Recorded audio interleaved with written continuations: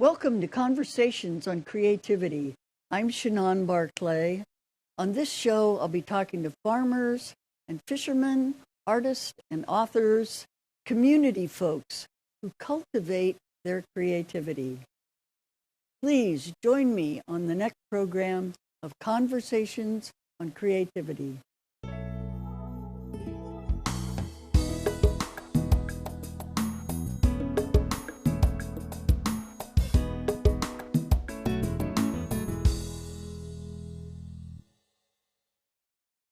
Welcome to Conversations on Creativity.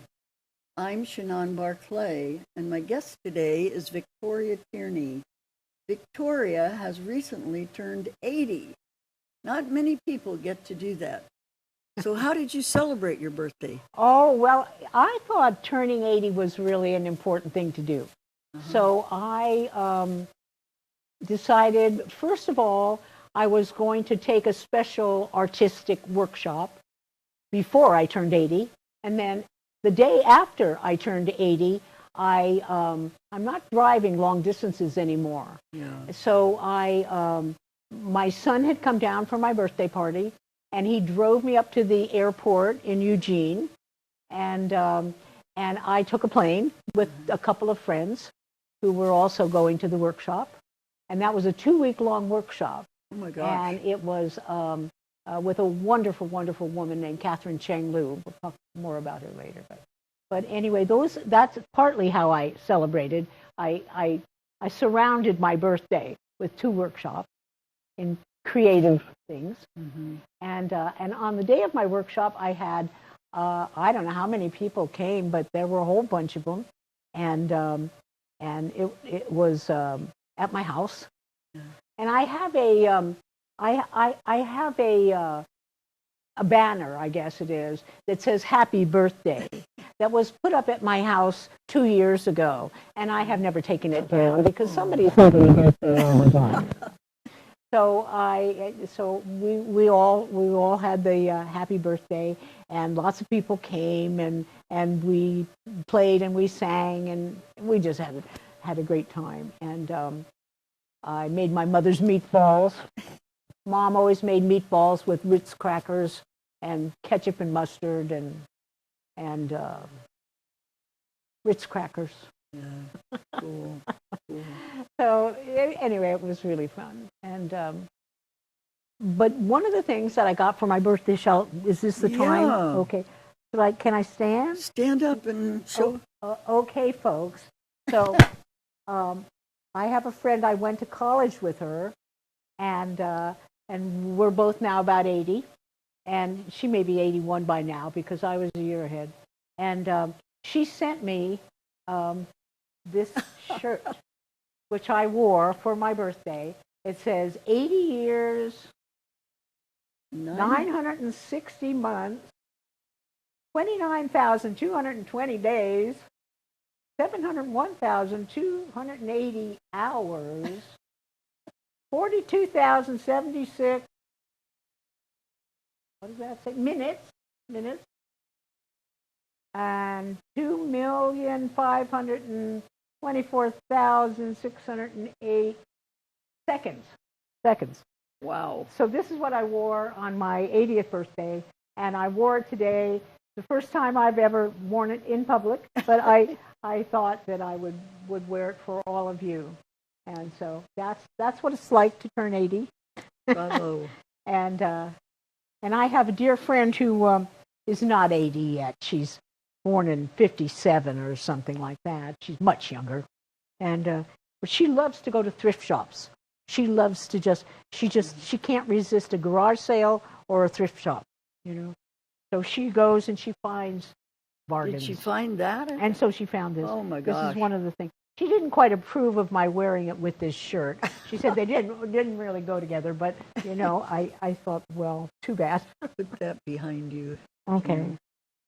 You know, that's a lot of hours and days and seconds. And Yes, it is. what I know about you is you've used all that time creatively. And you still are creating in new ways. Well, you know, when I was driving up today, Yeah. I live in Bandon. So it's a half an hour or so drive. Yeah. And when I was driving up today, you had said you wanted to talk a little bit about how we use our minds. Yeah. What's involved, Yeah. and before we lose them completely. Use it before you lose it. Yep. Right, exactly. So I was thinking about that, and I noticed that the newest New Yorker that just came yesterday had articles on different ways different people use their minds in different ways. And some people are more verbal, and some people are more visual, and some people go by the clock, and some people go by events and happenings. And so I thought, well, that was interesting. So I never thought about that. I never thought, well, I don't know how I use my mind. I like visual, I love visual art, so that's part of what I like. But I also just plain love colors. I just love colors. And I noticed as I was driving up today that I was noticing colors. I paid special attention. What's going on in your mind? Is it just blank? The guy who wrote the article says, my mind is always blank. Oh, gosh. But I'm a writer, so when I open my mouth, he said, words come out. Interesting. Yeah, which I thought was kind of interesting. I have a share on that. This is a book I got. One of my sisters sent it as a Christmas present. You Happier. It's by Dr. Daniel Amen, who has done over 200,000 brain scans. And in that process, he realized and found that there are different brain types. Yeah. Just like there are different personality types. Introvert, extrovert, feeling, thinking, scientific. And that each brain has a need for a certain kind of nutrient or a certain activity, and also has some detriments to it. And in my family of origin, depression and melancholy, been passed down. Really? And we all suffer with that. Nobody would believe that about me, that I'm a depressed, melancholy, never mind the BITCH. But my brain needs safflower, saffron. Saffron? Yeah, and I'd never heard of it. He has a 5-minute test on his website. Really? It's free. It tells you what brain type you have. And then you can go to his charts and see, this brain needs outdoors, exercise, green leafy things, and saffron. Well, how about that? So I got saffron, and I felt a lot better since. Really? Yeah. Right. It's like nourishing deeper parts of ourselves. I think growing older, we forget that our body is our vehicle, take us around. Our brain is like our computer. And I don't know about for you, but for me, as I get older, it's like, you better give these things some extra care so that I'll be able to spend all those hours. all those seconds and minutes and days and years. How do you take care of a healthy body and mind? Well, I like yoga. I've liked yoga for a long time. Yeah. I actually studied Tai Chi when my son was about 3 years old, and I lived in Los Angeles. I went and studied Tai Chi there. There weren't people who were teaching Tai Chi at that time in Bandon. When I moved to Bandon, it was 1977. And so I started going to yoga classes, and I've gone to yoga classes ever since, Right. And we had a yoga hive for a little while in Bandon. In fact, it was in the home of the woman who, Maggie Carl, the woman who the main gallery at the Cousart Museum is called the Maggie Carl Gallery, and she started she was the first director of the Cousart Museum when it was in the Carnegie building near the Ken Kai's Hospital.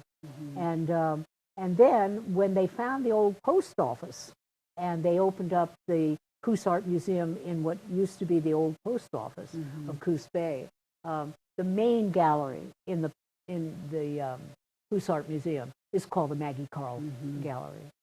So she lived in Bandon, and I got to know her, and then when she decided to move out of that place, she was still alive, but she wanted to move out of there, and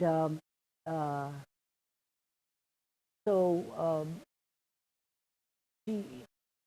Now, this is the other thing that happens when you turn 80. You have in mind exactly what you're going to talk about, and then all of a sudden you don't remember that anymore. Yeah, I'm sure. What was your name again? Who are you? Why are we here? Yeah, right.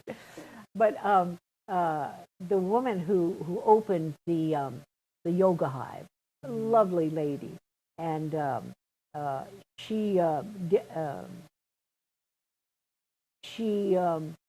was also a nurse, and she worked for the hospital, and she started the yoga hive, and then she got COVID. Oh my! And the COVID affected her heart. Oh my! Yeah, it was really sad. It affected her heart, and so she decided she couldn't do the yoga hive anymore. Yeah. So I don't know what's going to happen now. Yeah. With the yoga hive. Yeah. But the woman who used to be my yoga teacher was teaching at the yoga hive. Mm. But she used to teach at her own house, which is 1 mile away from where I live, in Bandon. So easy do. Oh yeah, and it was a wonderful walk.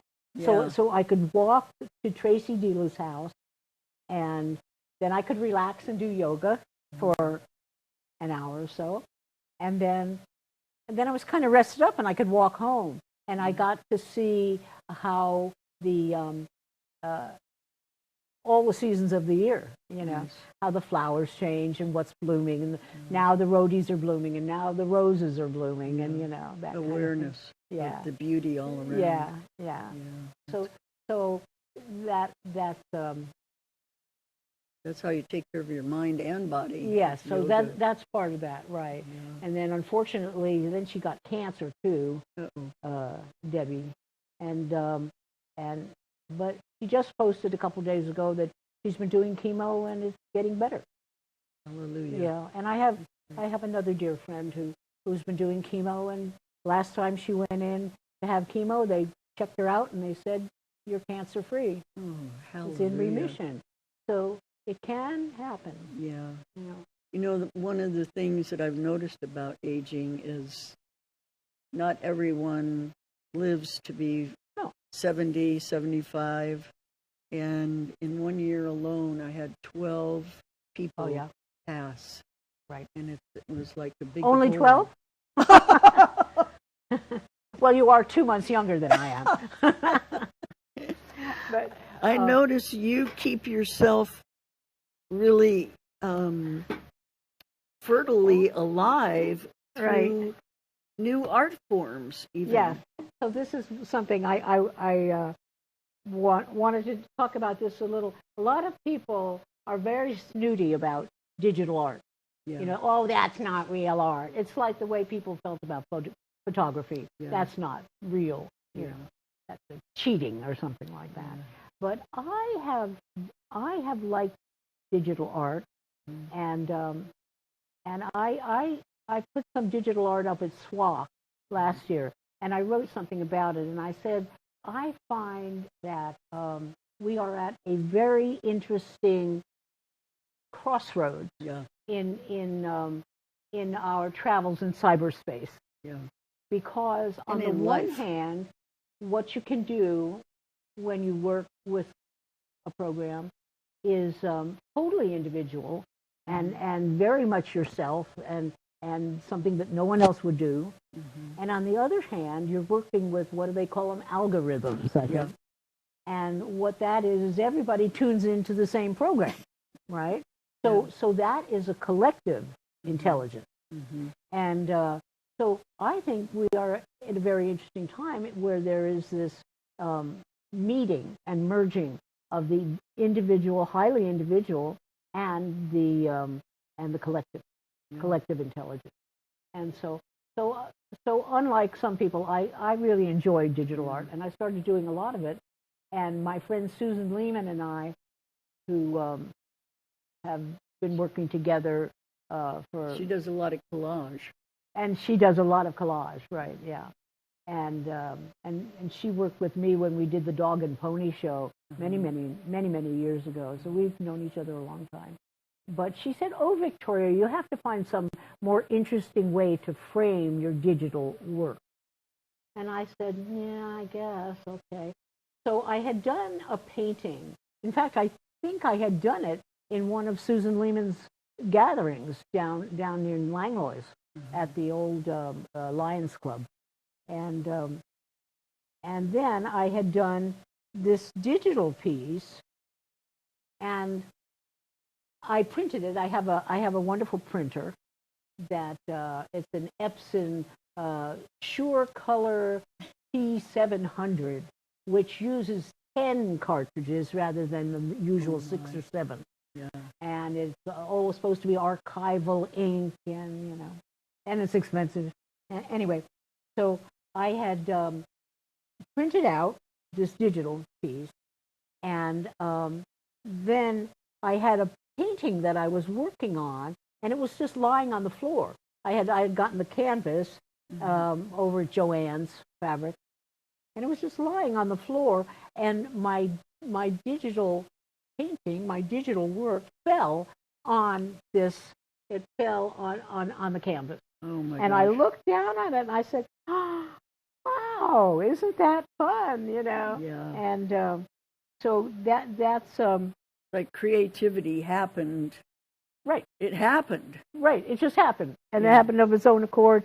And so, ever since then, I have been doing a lot of.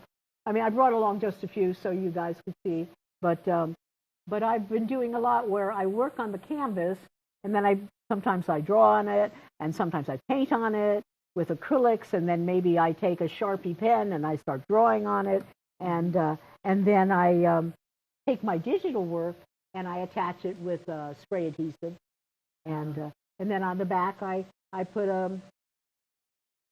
this is the hard part for me. This is the technical stuff where you put in screw eyes and then you put in the wire. Oh yeah. Right? Yeah. This requires living on the planet. Yeah. Not my strong suit. Yeah. I had a The husband. technical. Yeah, very. Yeah. My husband built the house that we were living in before I met him. He had built the house, and he was very, very handy. He could do anything, and so I was very, very lazy and And lucky. and lucky, yes. And so I just let him. I let him do all the practical stuff that had to do with living on the planet. And Did he cook? He didn't cook at first. He did not cook. He drank. Alcohol he had more of a preference. But after a while, he decided that maybe that wasn't so good. So he actually went to AA and he stopped drinking. So and after he did that, we had another over 20 years. How wonderful. So that was great. And I really appreciate. I'm very grateful that we had a chance to do that, because as anybody who lives with somebody who is addicted to anything knows, you cannot make anybody else stop. Exactly. It just doesn't happen. The only person you can change is yourself. Only yourself. That's the only one. And I had written him a letter at one point, and I said, "Darling, I love you madly, truly, deeply, but it just is too painful for me to watch you kill yourself. And it's just too painful. So maybe we could go to Ireland and you could drink yourself to death with your genetic cohort. And I'll see you in the next lifetime." And then I went off to a watercolor society conference, and he thought, well, I'd given him a bottle of brandy when I sent him the letter, just to ease the pain, And but when I came back, he came out to the car and he said, "Can I help you bring your stuff up into the house?" And I was thinking, "Who's this? Have we met?" And then he said, and maybe you could, I don't know. He was a changed man. He really was a changed Or man. he was himself. But it was all his own doing. It had nothing to do. It was me saying, "Let me get out of your way. Let me just get out of your way and let you be with yourself." Wow. That's powerful. And that I really do believe, like you say, I don't think anybody changes except if they decide to do it. Yeah. I mean, that's how humans are. We're a cantankerous lot. Don't tell us what to do. We'll figure it out. Yeah. So I'm curious, were you born creative or just been cultivated year after year? I was born to an artist. My mother was a sculptor, and interestingly enough, her older sister lost the sight in one eye to glaucoma when she was 3, and then she lost the sight in the second eye when she was 16. Ouch. So my mom became eyes for her sister, for her older sister, But my mom always loved to be able to see, Seeing was very, very special. I mean, she knew that seeing was very special. And so she became a sculptor. She went to the Art Students League, and she studied. But of course, being a little kid, what I thought was really, really wonderful was that my mom made sculptures of animals out of ivory soap. Oh. Back in the days of, I guess they still have that big ivory soap. Yeah, And my mom carved animals out of ivory soap, and they were actually shown at the Metropolitan Museum of Art in New York. I mean, I grew up in New Rochelle, New York, so I was a New York kid. And you were around a lot of art then. Oh, yeah. Yeah, so I mean, to... I grew up, yeah, right. So you were nourished from many levels. Totally. Your creativity. Totally. And then my mom used to drive us to the Museum of Modern Art, which was fairly new then, I guess, and on Saturdays for art classes. I got car sick every time. Yeah. But I did enjoy it. My sister Kathy and I both enjoyed it. And actually my grandmother, I never thought of her as being an artist. But this year, when I did a show at the Bandon Library and I had to write a little bit about my background, I realized that my grandmother was also an artist in her own way. She was a seamstress, and she could sew suits. She could make fur coats. She could do anything with needle and thread and embroidery.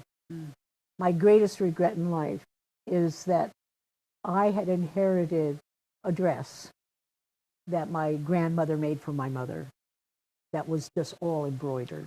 And they were from Russia, and this beautiful Russian embroidery. It was just gorgeous. And somehow or other, when I left Los Angeles and moved to Bandon in 1977, I failed to bring that, so that disappeared. But it was a beautiful work of art. So I feel like not just my mother, who was a fine artist, but her mother too. Yeah, the whole matrilineal line, it sounds like. Exactly. What did your dad do? Well, he wrote poetry, among other things. But he, to earn a living, when I was little, he worked at Bloomingdale's in New York. He was a buyer. Yeah. And for some reason, they decided, even though I was born in 1942, and that was when World War II was going on, even though my father worked at Bloomingdale's, they decided that was necessary for the war effort. I have no idea why. I don't think my father understood why either, but he didn't have to go to Canada, or he didn't have to become a conscientious objector, He just didn't qualify to serve in the Army or the Navy. Saving grace. Yeah. So he worked at Bloomingdale's, and then he got into working on Wall Street, and he got into mutual funds, and he used to teach that at Pace College. So my dad was interested in money. He wanted to take my mother. He loved that his wife was an artist. that his wife was a sculptor. And he was very proud that he was able to take her around the world. And first class. I've never gone anywhere first class personally, but I don't care. Yeah. But he was proud. That's wonderful. Yeah. Well, with all this art behind you, what do you see your 8th decade in art? Well, I've been doing a lot of pen and ink drawings. When I got out of art school, I graduated from, I started at Oberlin College, which is where I met my friend Wanda, who gave me this shirt. But when I was, after my sophomore year, I decided I didn't really want to be a French major anymore. I was a French major. And I decided I wanted to be an art major, like Mommy. And so I decided to transfer to Berkeley, and I transferred to Berkeley in 1961. And then I graduated from Berkeley in 1963 in fine art and painting. I didn't become a sculptor. I was too overawed by my mother. Oh, yeah. I was pretty much in awe of her. I think I was kind of jealous of her too, because one time usually my mom and dad came to visit at the same time. But one time, for some reason, my dad came to visit me in Los Angeles. And he said, "Your mother is the most wonderful woman in the whole world." Oh, my gosh. Which was really sweet. I mean, he really felt that way. How do you live up to that? But I was like, what about me? I just thought, Richie, I'm embarrassed now that I felt that way, but I didn't feel like it could ever be as good as she was. Did you teach art then? I have taught, but just classes from time to time. Mm-hmm. After I learned about doing the digital art, mm-hmm. and I was introduced to a little program called Art Rage, which, unlike Photoshop, costs about $5 to get your Art Rage program. Oh. And so I was taught that, and I taught classes at Art by the Sea Gallery in Bandon. Mm-hmm. So I've taught there, and but not so much teaching. You were going to tell us about the Starry Night workshop that we have. Oh, right. So over there, you're looking at that sky, that amazing sky up there. One of the presents I gave myself for turning 80 was a workshop with a wonderful young man named Matt Hanna. I think he's 39 or something like that, ridiculously young. But he is a wonderful photographer, really wonderful. And I would wake up in the middle of the night and I'd look out at the starry, starry sky, and I would say, I have to take pictures of this. And what are those planets? I don't even know what planets those are. And what about those stars? And I'd go down and I'd try to take photographs, and my camera wouldn't take them. Yeah. And so I looked at Matt Hanna's and I thought, well, how did he get all those stars in his picture? And how come they won't get in my camera, So when I heard he was offering a class, I think it was just before my birthday. My birthday was September 29th of last year, 2022. And his workshop was the 22nd, 23rd, and 24th, something like that. Anyway, I said, I'm going to treat myself to that. And he took us down to Devil's Kitchen in Bandon, and he loaned me his Nikon camera because he knew how to use that. I didn't, of course. But he showed us how we had to photograph for a long time. You have to take a really long photo. Long exposure. Long exposure, yeah, that's the right word. And I had never gone down to, I've lived in Bandon now for 45 years, but I had never gone down to the beach at night. I only thought about the daytime of going down, or maybe sunset, but I had never gone to the beach at night, and it was a beautiful, starry, and he said, now you have to hold it for 29 seconds. So he got my his Nikon, set up, and I sat there counting, 1,001, 1,002, 1,003. So we got to 29 seconds, and You got a beautiful picture. and I got a number of really nice pictures, and that was a great treat. And we did, it was 3 days, and he's a delightful man and very, very talented. Yeah. Cool. And so I did that. And then Kathleen Chang Lu, the other workshop that I said I would talk about, was down in near Santa Barbara in Okay. Oxnard. So what is your final recommendation for people Oh, in the turning 80 what and should we do? Well, long creative life as we wind this up? right. Sounds Oh, like I just want to say, be here now. yeah, be happy now. Yeah. How You about- know, I think that that's the most important thing is being present, Absolutely. And it's always a delight to talk to you because I Likewise. love our conversations. I think they're really fun. Likewise. And I read a beautiful thing by Thich Nhat Hanh, Thich Nhat Hanh.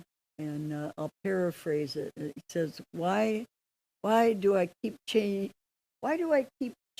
chasing my dream when I can experience peace and joy in one breath?" It's like, just breathe, Shinan. Get out of the rat race. Anyway. Thank you, Victoria, for coming and sharing you your are so work welcome. and your It was a creativity. pleasure, and I'm glad to be 80. I never thought I'd make it to 80. Never thought I would, but You did. You But did I did. wonderful. and so did you. Thank you. Okay. Thank you very much. Conversations on Creativity. I'm Shinan Barclay. Stay tuned.